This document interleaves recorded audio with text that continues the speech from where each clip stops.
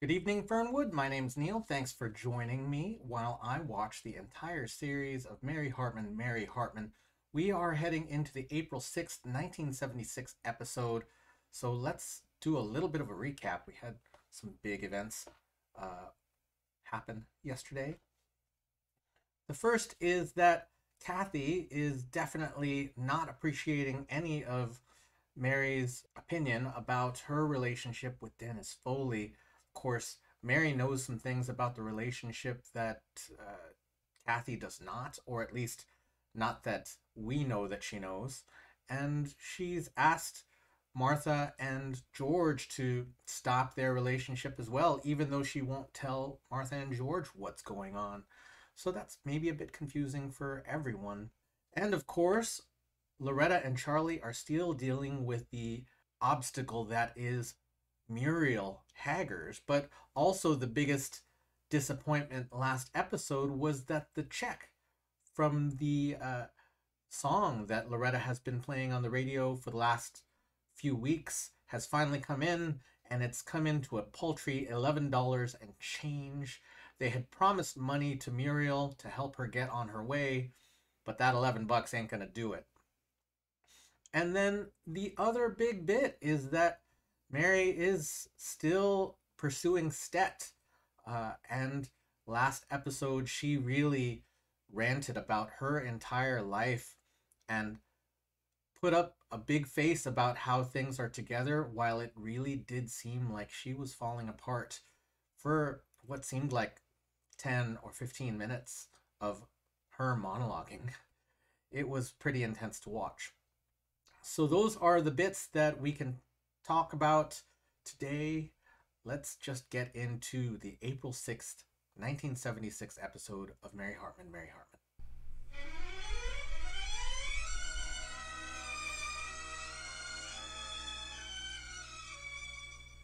Mary Hartman! Mary Hartman!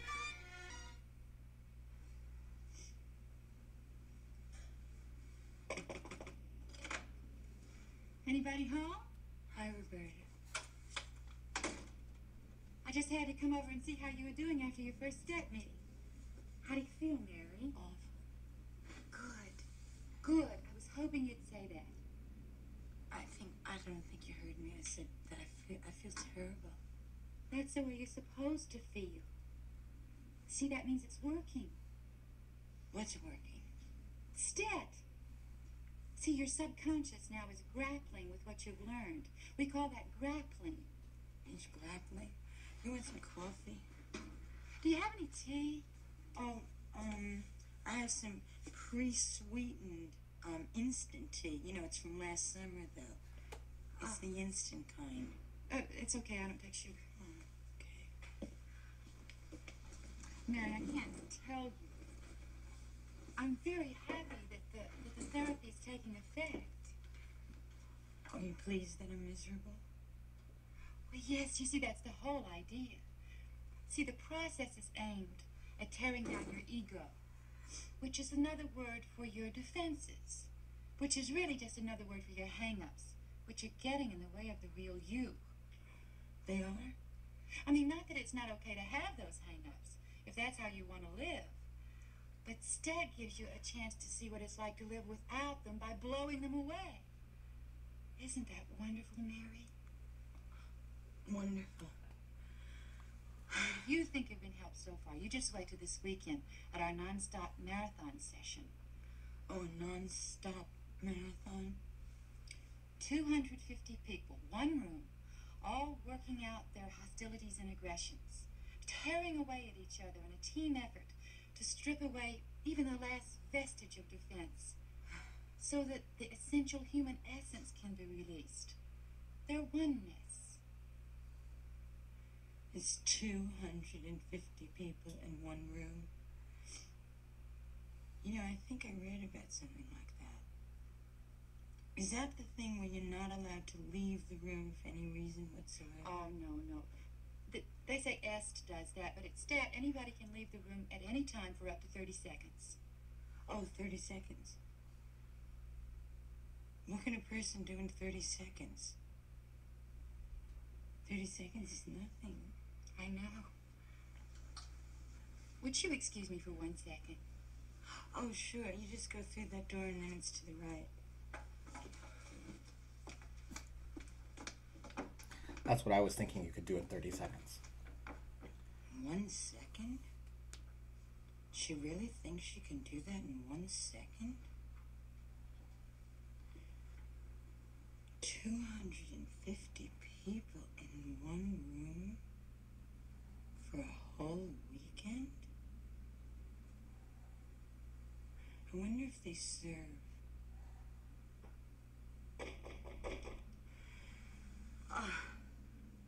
Boy, sometimes I can't even be in a room with one person.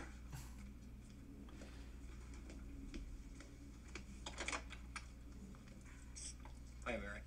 Hi, Dennis. What are you doing here? I just dropped Kathy off next door.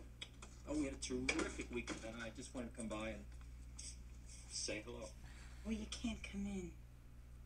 I'm already in. What's the matter? You look nervous and upset.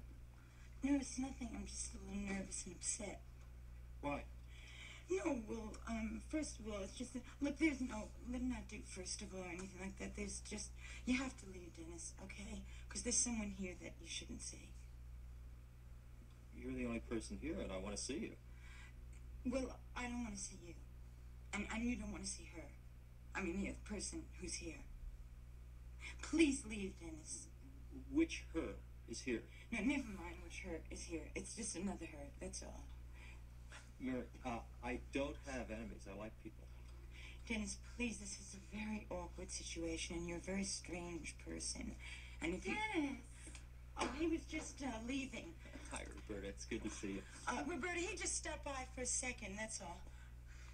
I'm awfully sorry it didn't work out for us this weekend. I was looking forward to seeing you. Yeah, I'm sorry. I had to break the date. Oh, goodbye, Dennis. I understand. Well, I hope I can make it up to you sometime. I'll just open the door for you. Oh, are you leaving? Oh, no. Well, I have to go too, actually. And I have to, there's something I have to discuss with Mary. Oh, no, he doesn't. Well, I'd like to stay and chat, but I'm teaching another class in just a few minutes. Bye, Mary. I'll see you on the weekend. Okay. Bye, Dan.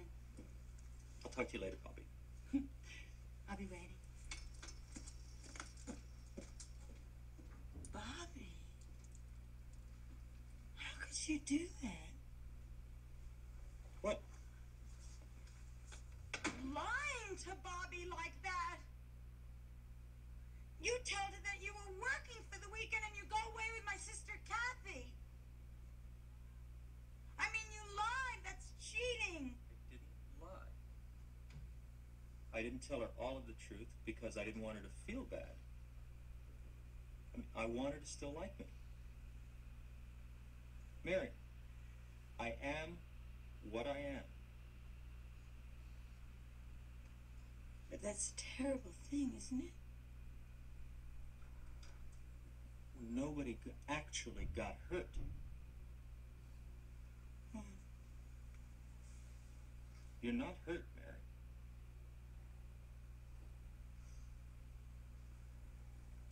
You know, it's different with you. What? How? We're How? none of us perfect. I've faced my imperfections. Wait a minute. That sounds like stat. And you're dating Roberta, and Roberta teaches stat. It's wonderful therapy. Oh, so you've taken that course? It's the greatest thing outside of you that's happened to me. Have you finished the STED course yet? I don't want to talk about stat. I really just want to know what your intentions are with my sister Kathy. That's sweet. It's kind of old-fashioned and sweet. Well, tell me. About Kathy. She's a wonderful person. I like her a lot. It's not serious. It's not the real thing. I think you're the real thing. But it's close enough. Don't you know what you're saying? Don't you know what you're talking about? I mean, Kathy is in love with you. Mary, nobody's getting hurt. You're not hurt. There's nothing for you to get upset about. Just remember that you are what you are, and I am what I am. Look, I really don't want to hear about this. All right. We'll talk about it some other time. In the meantime, I have to go to work, and I'll just say goodbye for now. You have got to stop seeing Kathy! I would never do anything she didn't want to do.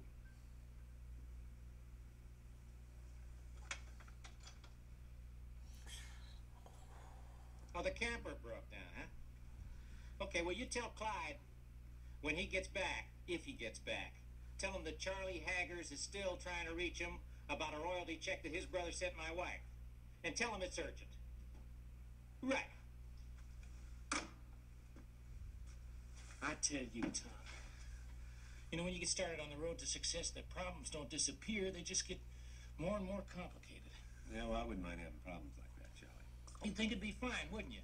I mean, you can hardly turn on the radio without hearing Loretta's record. 104,268 copies in a single month sold? That many? You'd think it'd be fine, wouldn't you? You'd think that would be it. And what happens? My wife comes to town. My first wife comes to town. She won't budge till she gets a piece of the action. Loretta and I ain't talking to each other.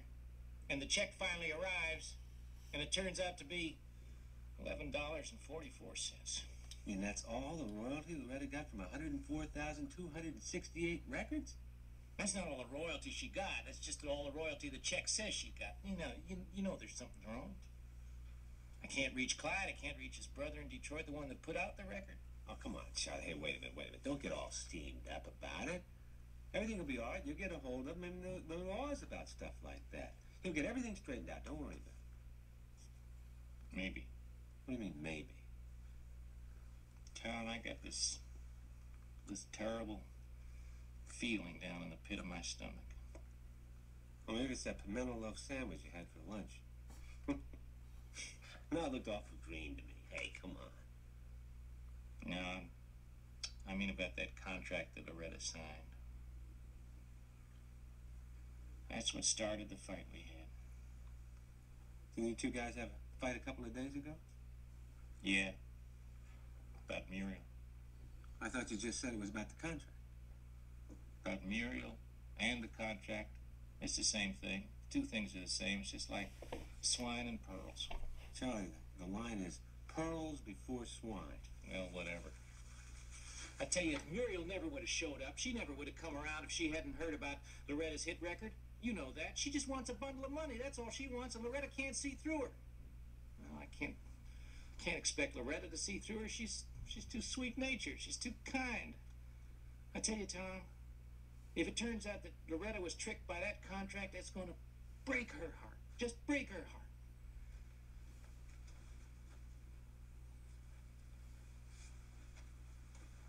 On the other hand, if there isn't any money coming in, maybe Muriel will just pack up and light out, which is what I wanted all the time.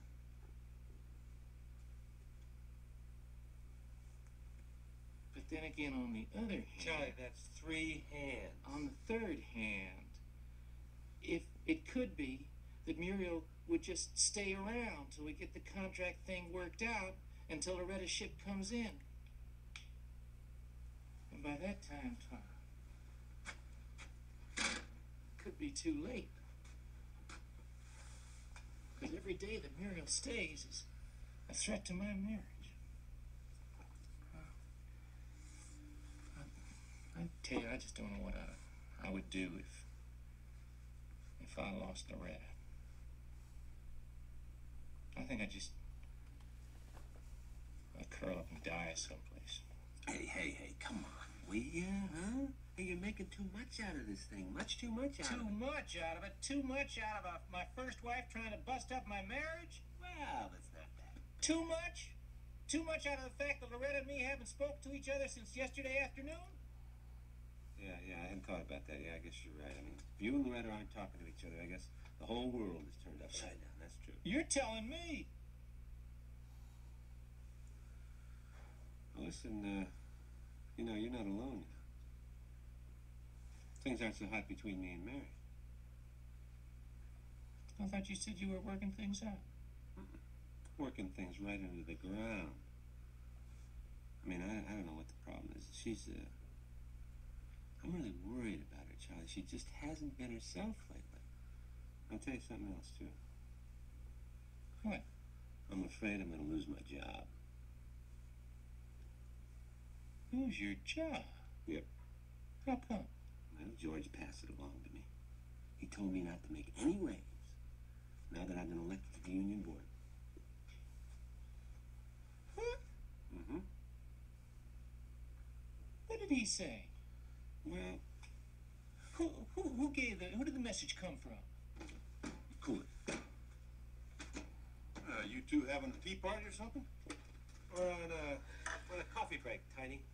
You were due back 8 minutes ago. So? Come on, Tom. Well, so it's going to cost you. Looks like I'm going to have to give the new member of the grievance committee something to grieve about. Oh, that's so, huh? Yeah? What the hell is that supposed to mean? 8 demerits is what that means. Oh, yeah? 1 for each minute you're late. Now get going.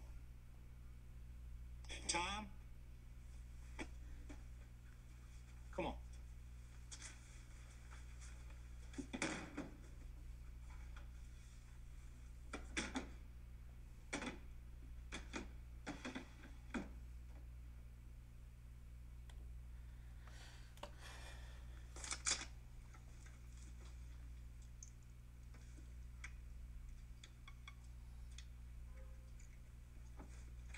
Well, dinner'll be ready in just a spell. Is there anything I can do out here for the two of you? Yeah, Muriel. There's something you can do for me. Forget it. Well, if there's nothing I can do for you, Charlie, maybe there's something I can do for you, Loretta. Would you like Charlie to help you with that guitar string? Thanks an awful lot, Muriel. I appreciate it, but since Charlie and I aren't speaking to each other right now, there's really nothing he can do for me. Loretta says there's really nothing you can do for her. Well, I ain't volunteering. Charlie, you mean that?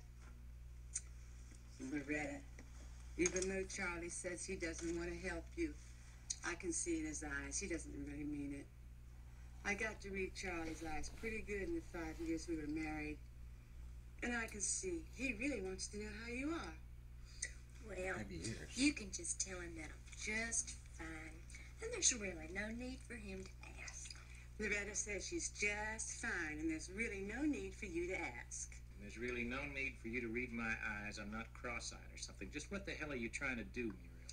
I'm just determined to get you two darling couples back together, hugging and kissing again. You're what? Well, I just can't stand to see such a lovely couple fighting so much. I'm gonna go tend to dinner.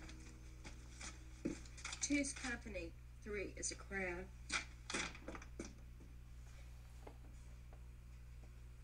You having a good time, Muriel? You really enjoying yourself? You better believe it, Charlie boy. I got you right where I want you. And I'm not leaving till I get it all. Well, I'm not letting you get away with it. Now, Loretta and me never had one spat, not one fight, till you walked through that door. And I'm not resting until you go back out that door, bag and baggage. Muriel, you can tell Charlie Haggers for me that you will not leave that door under my dead body. Well, there ain't room in this house for 3 of us, Muriel. Now, let Loretta think about that.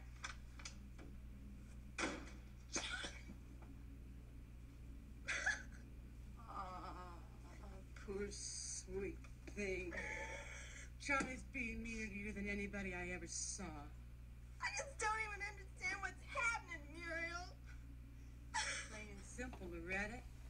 Charlie always had a mean temper. Now tell me you don't believe that story about how he shot my hamster. Did I tell you that every single shot went into the same hole?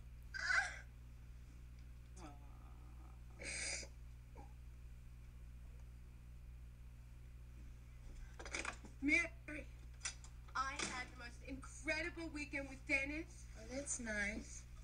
We went to this terrific little inn out in the country. Oh, the Holiday Inn? No, the inn. It had wood beam ceilings and a brick fireplace, and there were trees and rolling streams. It was so romantic. Kathy, I have to talk to you. We have been talking. No, I mean really talking. Well, what about? Dennis. I have been talking about Dennis. No, but not in the way that I want to talk about Dennis. Okay, tell me, how do you want to talk about Dennis? Seriously. Very seriously. I am just about as serious about Dennis as anyone can get. That's what I'm afraid of, Kathy. This hurts me more than it's going to hurt you. What? What is it? I don't want you to see Dennis anymore. Mary, are you going to start that again? No, wait, you have to listen to me. Dennis Foley is not a nice man. I mean, he's a liar and a cheat. All last week, when he was dating you and he was seeing you, he had never broken off with Roberta Walshak. Is this what this is all about? I know all about Roberta and him. He told me all about it. Dennis is one of the most sincere, wonderful men that I've ever met. Kathy, you're wrong. She was here in this kitchen this morning. He dropped by, and I saw it. I mean, I heard it with my own eyes. You don't hear with your eyes, Mary. You are so wrong about that. Anyway, I heard him say to her that the reason that he couldn't see her was that he was working on the weekend. That was the weekend that he was supposed to be out with you. I heard that with my own ears, okay? I heard it with my own ears. And you know what he said to her? He said that he was going to call her and make other plans to see her. He's calling her to tell her about us. You see, you've got him all wrong about Roberta. What about me? What about you?